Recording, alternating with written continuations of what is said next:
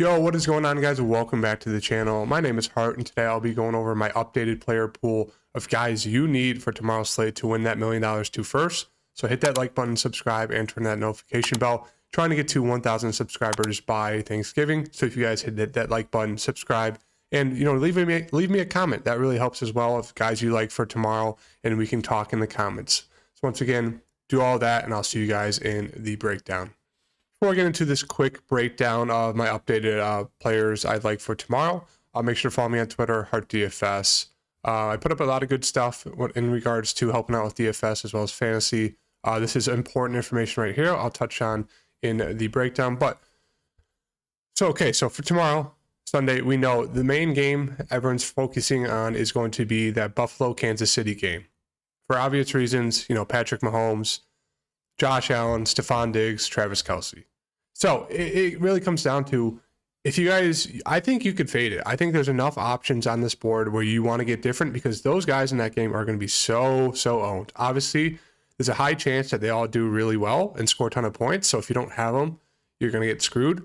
But for that chance that, let's say it's a slow-paced game or just an average game, and, maybe the top scorer is like 20, 25 for the QBs and like maybe 20 or a little bit less for like a Stephon Diggs or Travis Kelce. They're going to be like 20, 30% owned, maybe even more in the Millie Maker. And if you fade that and you get other pieces that, do way better, you're going to drastically shoot up the leaderboards, have a way better chance of winning that $1 million first. So it really comes down to, if you fade that game, I do think you maybe need at least one piece, if not two, from that game to be safe. But I do think there's an argument where you could definitely fade the whole game together.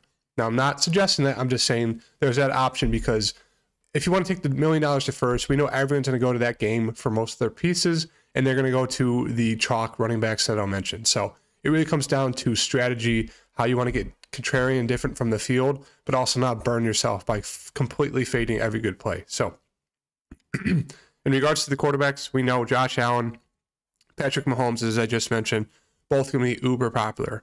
I think my favorite spend-up QB, sandwiched right in between, is Lamar Jackson. He's coming off of 2 bad games, 15 fantasy points on both. But as we saw at the beginning of the season, he's a guy that has massive upside. He's going against the Giants, who they've been playing better. Their defense is, decent, not the best, not the worst.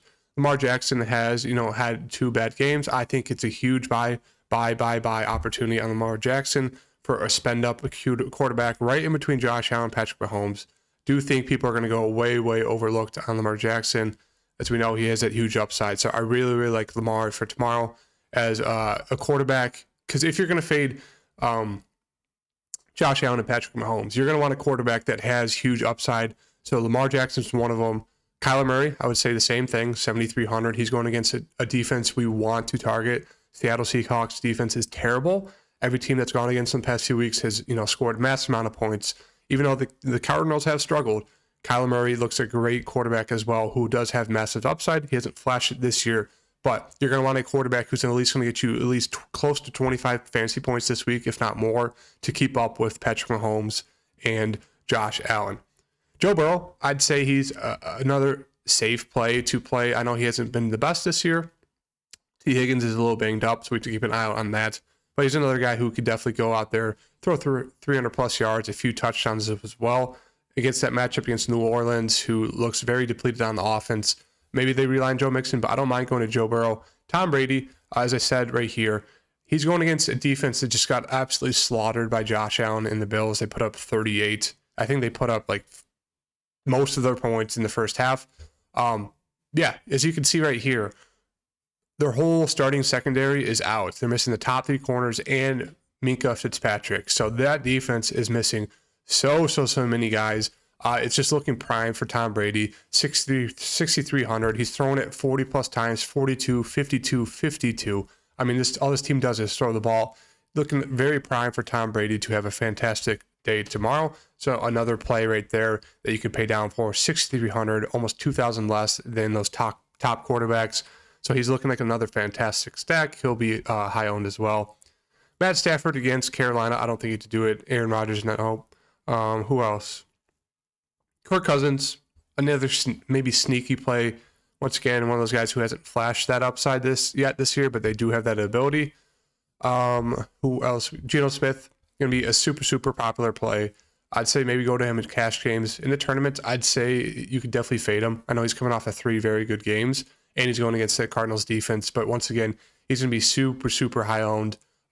He does have some low downside, as you can see. But, I'd say he's going to be super popular. I just don't think he had to get there. But once again, he's 5,700. So if you want to, that price tag is great for a guy who does have does have that upside, has had a past few good games there. That really does it for me for the quarterback side. It's looking like Jameis Winston is going to be, he's not going to start with his back and ankle. So that means Andy Dalton's going to start. I'd say my favorite dart throw quarterback play, if you want to do it, Taysom Hill. We saw last week, he was in there. He ran 9 attempts for 112 yards and 3 touchdowns. Obviously, that's probably most likely not going to happen, but he does have that upside. They're missing pretty much all their wide receivers if Olave doesn't play. They just called up 2 guys from the practice squad, so they have no wide receivers, even if Olave does play. I think they're going to run the ball a ton and try to run the ball a ton because they're not going to be able to pass it. I think they're going to utilize Taysom Hill a bunch again. And if he breaks off a big run or a few, like last game, and we're not looking for 37, maybe he gets 20, 25 points at 5,100. That's huge. So you could definitely take that dart throw there. It would be my favorite dart throw. Otherwise, went over the quarterbacks. Now the running backs, I don't think you have to get to anyone at the top. They're going to be all super low owned. We got the news that Jonathan Taylor is out, so that opens up even more value. I think the favorite spend up would be Saquon Barkley, just because obviously he has so much usage on that Giants team. They're missing a ton of wide receivers as well, so the usage is still going to continue with Saquon. He'd be a decent bring back with Lamar Jackson if you're playing Lamar. Don't mind getting to Aaron Jones. I think he's going to be a very sneaky play. He's going to be probably 3% owned, maybe 5% at most. He's splitting the backfield with A.J. Dillon, but once again, he's going against the Jets. He has that big upside ability, big high ceiling. His floor is okay, but at 7,600, everyone's going to be scared of that price tag. So I don't mind going to there. Who else? Lenny's always in play, especially if you run out Tom Brady. You could definitely look to that stack with Lenny. Most of the time, stacking a wide or a running back with a quarterback is not optimal, but with Lenny, it is because of how involved he is in the pass catching game, coming off a game where he had 10 catches. Let's see who else we got here. I like Mixon a decent amount, especially because the Saints, their whole offense is depleted. As I mentioned, they're bringing up 2 backup practice squad wide receivers. Olave looks like he might not play, so they're going to have no one besides Kamara, who's a starter and who's good on that offense. So maybe they run the ball more. Maybe this game gets out of hand and they rely on Joe Mixon, a guy who's getting a ton of touches. So at 6,900, he looks pretty solid there. I don't think you get to Kamara. Cincinnati's run defense has been pretty solid, and they lost to everyone. So I do think they're going to probably stack the box, make Andy Dalton throw. And I just don't think it looks good for spending up for Kamara there. Jeff Wilson against Atlanta looks pretty solid, 6,200. Not too involved in the passing game, so you got to rely on him breaking out some big runs, getting a touchdown. But that looks pretty solid against Atlanta, 6,200. A lot of these, top tier guys and middle range guys are going to be low owned because everyone's going to flock to these lower owned guys or these lower salary guys, running backs I'm about to touch on. But James Robinson, he had success against Indiana. You can definitely look to go there. Indiana is going to struggle on offense once again, so maybe this is a running game for Jacksonville. James Conner's out, so we'll get to those guys. Stevenson's going to be one of the most popular running backs on the slate. Damian Harris was, limited in practice, so maybe he's back. I don't think so. So we're going to get a decent amount of Ramondre Stevenson. I don't expect, 25 attempts this game. That was just because they're up, running out the time, running out the clock. Do expect more in that, let's say 12 to maybe 20 range. He is involved in the targets, catching the ball out of the backfield as well. So I do like him 6,000 against Cleveland, who's let up a ton of points, fantasy points against running backs. So he's going to be probably the number one guy, number one most owned running back on tomorrow's Millie Maker slate at 6,000. You can, make that argument to fade him, but that price going against Cleveland looks very, very solid. Najee Harris against, Tampa Bay, not for me. Who else we got here? Singletary, I'll mention 5,900. He's one of those guys you could definitely look to get a piece from this, Buffalo, Kansas City game. I do think everyone's going to look to the wide receivers, and that means Devin Singletary could be a great contrarian play. Now, he's not going to run the ball a ton, but he does have some upside in the pass catching game. So maybe he could get you there at 5,900. Just going to mention it. Breece Hall looks very solid against Green Bay. He's seen a ton of targets, a ton of attempts the past 2 games as well. Looking like a true running back 1. So 5,800, even though Green Bay's defense is pretty solid, he's seen enough attempts to kind of get you there. Who else? Mostert is questionable, so that's big news because he's out. We could look to Edmonds, who they did say they want to get involved more. I will mention A.J. Dillon. He's split in the backfield. Hasn't seen really much luck this year when it comes to touchdowns, but breaks off a few runs, a few targets. He could definitely get you there as a decent value play at 5,600. Who else? Don't mind Dobbins. Not too involved in the receiving game yet. They're still kind of working him back in, but Kenneth Walker, another guy, running back 1 going against Arizona. Looks very solid, 5,400. Another guy who's going to be super, super popular. Another guy you should add into your player pool, along with Stevenson and the guys I mentioned above. David Maher is questionable. Once again, we have to keep an eye out on that. Deion Jackson, he's in a split time with Philip Lindsay. I do prefer him because he's more of like a receiving back. He did have the better game against Denver. Do expect them to maybe roll him out as the running back 1. 5,200 going against Jacksonville looks solid. I do think he's going to see a bunch of targets out of the backfield from Matt Ryan because they're going to have just a terrible offense. So 5,200, another value running back play you can get to. Henderson Jr., we know that. Let's see here. Let's go to the Rams real quick. Trying to keep this video pretty quick. Rams. Akers is out. They brought up Brown. They're bringing up a bunch of different running backs, but Henderson Jr. should be the main back against Carolina, 5,100.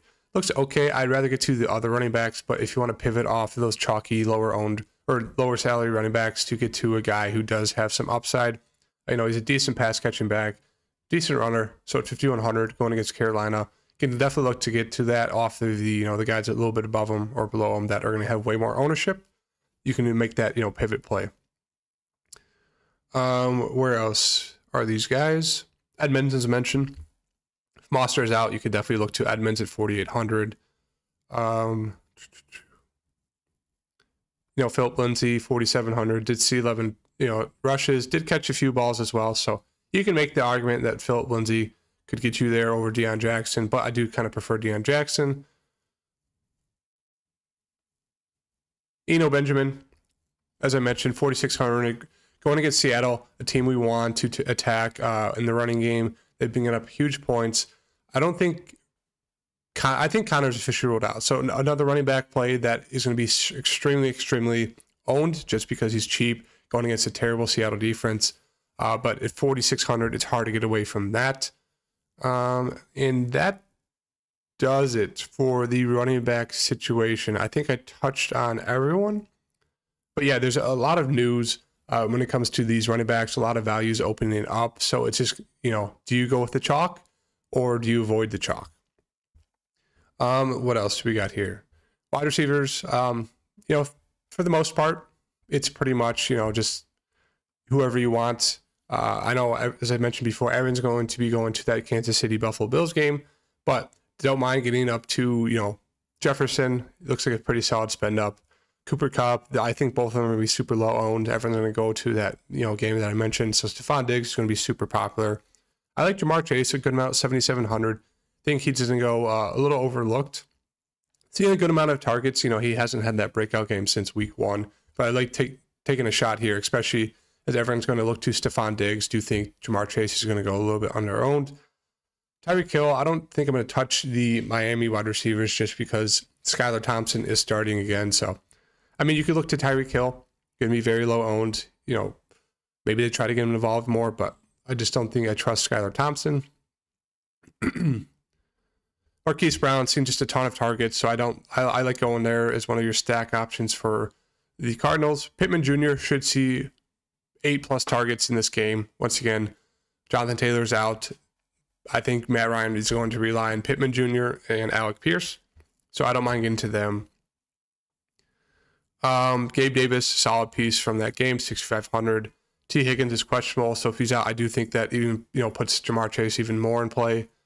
Chris Godwin looks fantastic, 6,100. They did hold him out of a few plays in that Pittsburgh game, so he did lose some upside there, but I do think they're just trying to get him healthy, so I like going back to him. Price didn't change at all. Saw a ton of targets in that first half. Alden Lazard, I think, is a sneaky play in this range. Seeing an uptick of targets, 6, 8, and 8. Aaron Rodgers did say they want to get him involved more. Going against the Jets, do like that as a sneaky play there in the mid-range. Thielens targets have been going up as well. Christian Kirk, looking like the only wide receiver that's healthy on the Jacksonville side. As we saw, he has big playability, big upside, number 1 wide receiver for Trevor Lawrence. So I don't mind getting into there as well. And let's see who else we got here. As I mentioned, Olave is questionable. If he's out, that you can definitely get down to some, New Orleans wide receivers. It's pretty gross, Callaway, Traquan Smith. They brought up Kirkwood, Kevin White, those guys. I'd prefer to get to, Callaway. He's a bigger wide receiver, but they both have, some decent upside. So you could definitely look to those guys as salary relief if you want to, stack some higher owned guys and higher salary guys.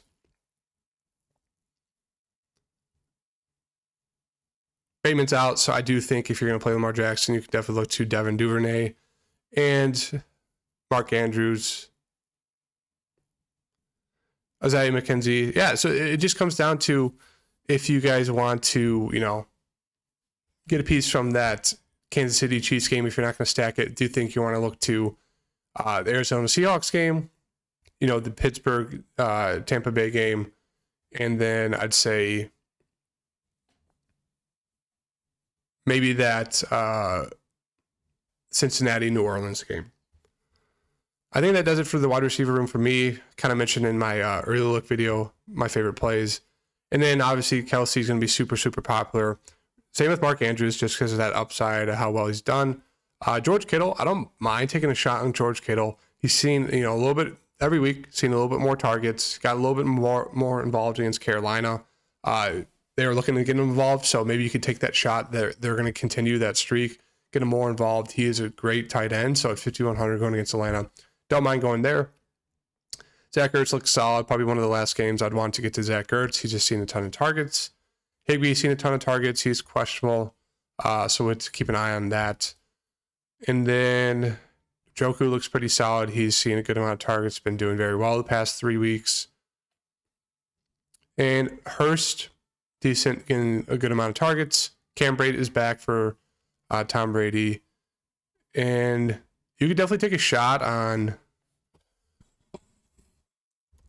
Hunter Henry. He did get more involved in that last game. Jonas Smith is out, so at 3,100, you could definitely take a dart throw there. But I just think you'd pay up for, some better tight ends. And then for defenses, I think you could easily pay up for the Rams, or I'd say the Bucks. 49ers look solid as well. Don't mind getting to, you could take that shot there that the Panthers, that, Cooper Kupp's questionable, Higbee's questionable. They have Henderson as running back. Their offense doesn't look good right now. So, yeah, you could definitely take a dart throw there at 2,400 for them. Don't mind that.